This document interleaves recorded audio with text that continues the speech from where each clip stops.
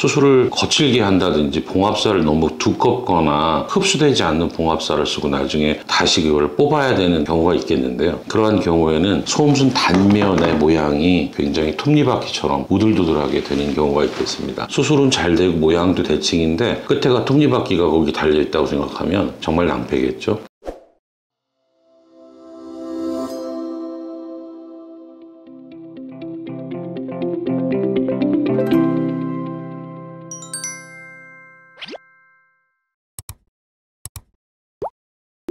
안녕하십니까. 벨라즈 원철TV의 산부인과 전문의 원철입니다. 오늘도 소음순 관련해서 재수술을 생각하는 불만족 사례 중에 지난번에 말씀드렸던 모양의 형태가 더 불만족스러웠던 경우 외에 다른 경우에 대해서 말씀을 드리겠습니다.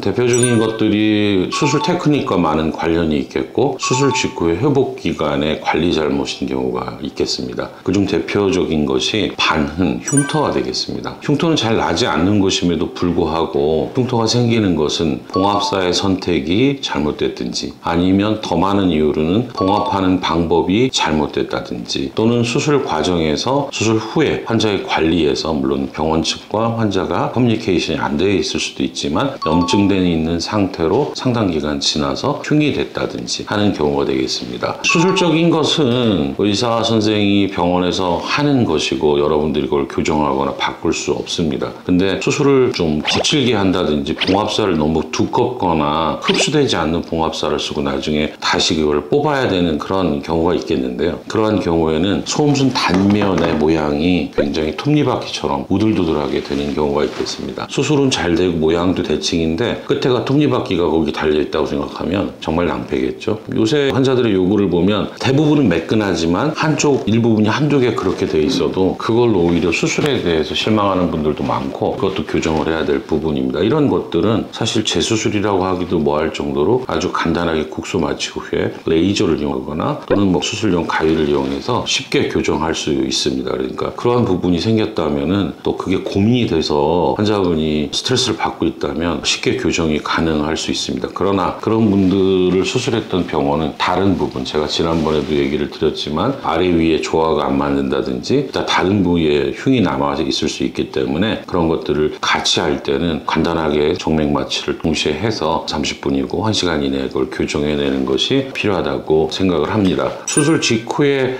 특별히 관리상의 문제는 없어요. 그러나 부종이 많이 생기는 수술 직후 한 일주일 이내, 특히 3, 4일 이내에 환자분이 용변을 본다든지 또는 그 상처를 잘못 만진다든지 이런 과정에서 상처에 실밥이 미리 풀린다든지 또는 그게 꼬여버린다든지 그 부위에 염증이 생긴다든지 이런 거를 주의하셔야 되고요. 어차피 생겨버린 거는 바로 병원에 가서 해결을 했으면 좋은데 꽤 시간이 지났다 그러면 그러한 일부분 미적으로나 또는 기능적으로나 불만이 생긴 부분은 금방 말씀드렸듯이 간단한 조치를 통해서도 쉽게 해결할 수 있기 때문에 여러분들에게 그런 문제로 고민을 하고 계시다면 물론 처음부터 수술이 잘 되면 좋겠지만 최근이 아닌 경우에 수술했던 분이 고민하고 계시다면 한 번쯤 병원과 상담하시는 것도 좋은 방법이 되리라고 생각합니다.